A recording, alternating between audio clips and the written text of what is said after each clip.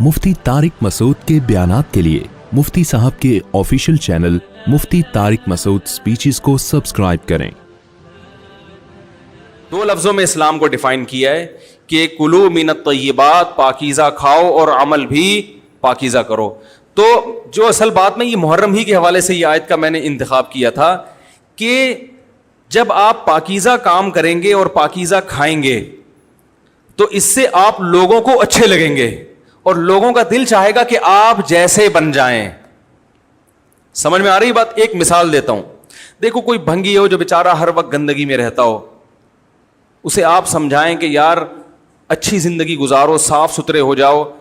आपने किसी दिन उसको नहला दिया, बेहतरीन कपड़े डेटॉल से नहलाया, सर्विस करवाई, क्योंकि जाहिर है वो इतने दिनों से एक काम कर रहा है तो वो सर्विस के बगैर धुलेगा नहीं।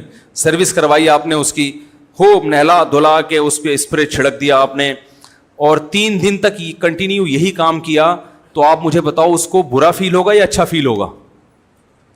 कहेगा यार बड़ा मजा आया। उसके दिल में अपने काम से नफरत पैदा होना शुरू हो जाएगी। तो अच्छी चीज में, अच्छी तहारत में, पाकी में अल्लाह ने अट्रैक्शन रखी है। जैसे साफ सुथरा आदमी अच्छा लगता है, गंदा अच्छा लगता है? साफ सुथरा अच्छा लगता है। तो साफ सुथरे आमाल वाला भी इंसान को अच्छा लगता है। तो अल्लाह ताला ने इस्लाम को जो डिफाइन किया 2 लफ्जों में, अच्छा खाओ और अमल अच्छा करो। क्या मतलब? ऐसा काम करो कि गैर मुस्लिम तुम्हारी तरफ माइल हो कि यार ये बड़े अच्छे हैं। तो कोई ऐसी रस्म इस्लाम में जिसको देखकर वहशत होती हो, इसका मतलब है वो इस्लाम, बोलो भाई, नहीं है। कोई भी आप ऐसा अमल कर रहे हैं, लेबल इस्लाम का लगा रहे हैं, मगर उसे देखकर गैर मुस्लिम को घंटों घंटों समझाना पड़ता है ये क्यों हो रहा है, इसका मतलब है कि ये इस्लाम, बोलो ना भाई, नहीं है। तो आप मुझे बताओ, मुहर्रम में जो कुछ हो रहा है, क्या ये गैर मुस्लिम को इस्लाम की तरफ माइल करेगा? ये अमल है भाई? यानी कोई गैर मुस्लिम इसे देख के मुसलमान होगा कि यार माशाल्लाह बड़ा जबरदस्त इस्लाम है? अफसोस हमें इस पर है कि देखो, जिनका मसलक है, जिनका फिक़ा है, वो जो कुछ कर रहे हैं उन्हें करने दो।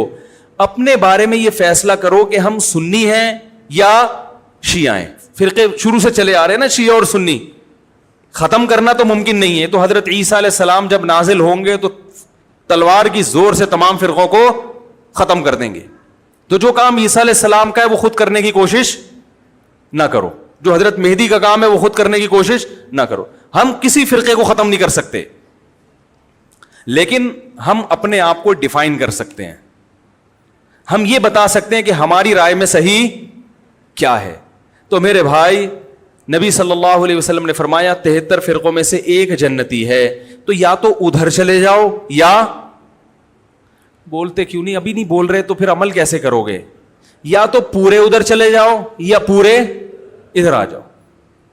मुझे खुदा की कसम इस पर कोई इश्काल नहीं होता कि शिया लोग मातम क्यों कर रहे हैं, शिया लोग ये सब कुछ क्यों कर रहे हैं, वो जो है वो मरसी क्यों पढ़ रहे हैं। मुझे इस पर इश्काल नहीं होता। उनके दलाइल होंगे उनके पास, उनके उलमा उनको बताते हैं। वो कब कहते हैं कि हम सुन्नी हैं? वो कब कहते हैं कि हम सहाबा को हुज्जत समझते हैं? एक चीज का उन्होंने दावा ही नहीं किया, तो हम उन पर वो क्यों थोपे उनके सर पे?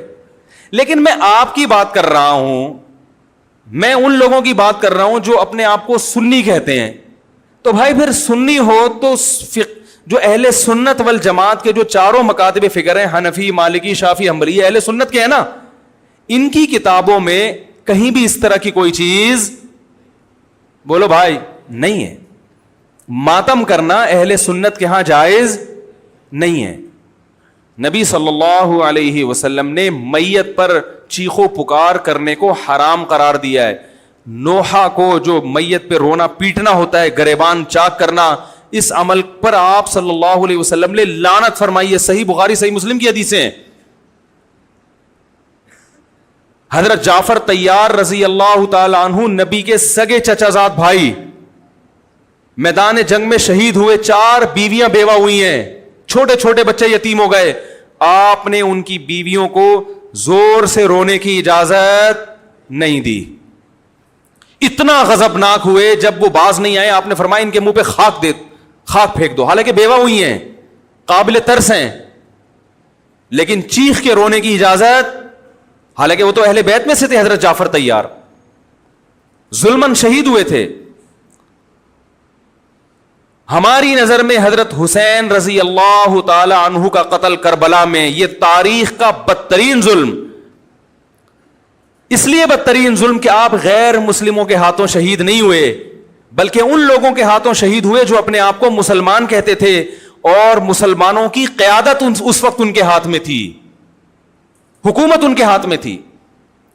لیکن اس ظلم پہ اہل سنت والجماعت کے ہاں, جو سنی ہیں, ان کے چاروں مکاتب فکر کے ہاں نہ رونے پیٹنے کی اجازت, نہ نوحہ کرنے کی اجازت, اور نہ میرے بھائی ماتم کرنے کی اجازت. میرے بھائی آپ لوگ اللہ کا واسطہ محرم میں مرثیے نہ لگائیں. ہر گاڑی میں کوئی نوحہ چل رہا ہے, کوئی شیعہ ہے تو ٹھیک ہے وہ کرے, سنیوں پہ یہ کام زیب نہیں دیتا, کیونکہ یہ منافقت ہے. پتہ ہی نہیں چل رہا آپ ادھر ہو یا آپ ادھر ہو, آپ کا مسلک کہیں نہیں پتا چل رہا. ہمیں ایک مسلک کو فالو کرو. ہمارے ہاں محرم منحوس مہینہ نہیں ہے, ہمارے ہاں محترم مہینہ ہے, مبارک مہینہ ہے. امہات المومنین میں سے بعض کی اس مہینے میں شادی ہوئی ہے. ہم شہادت کو نحوست نہیں سمجھتے. 10 محرم پہلے سے مبارک تھا, حضرت حسین کی شہادت کی وجہ سے اور مبارک بن گیا, منحوس نہیں بنا. شہادت مبارک عمل ہے, منحوس نہیں ہے. ہم اس مہینے میں کالے کپڑے نہیں پہنیں گے, ہم اس مہینے میں خوشیاں منانے کو جائز سمجھتے ہیں. لوگ کہتے ہیں ان کو حسین سے محبت نہیں ہے.